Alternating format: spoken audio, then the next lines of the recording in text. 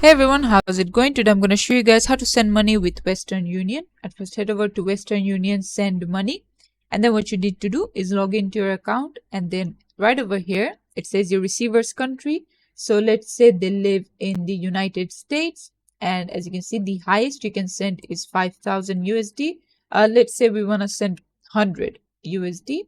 And then how do you want them to pick up? Cash pickup, you can choose, but this is honestly not the way most people do it. If you do it through bank account, then it's going to ask you how would you like to pay. So this is your receiver and this is how do you want to pay. If you want to do it online, if it's credit card, then there's 2.5 USD fee. Debit card, there's no fee. Bank account, no fee. Google Pay, no fee. So choose your option and then click on continue.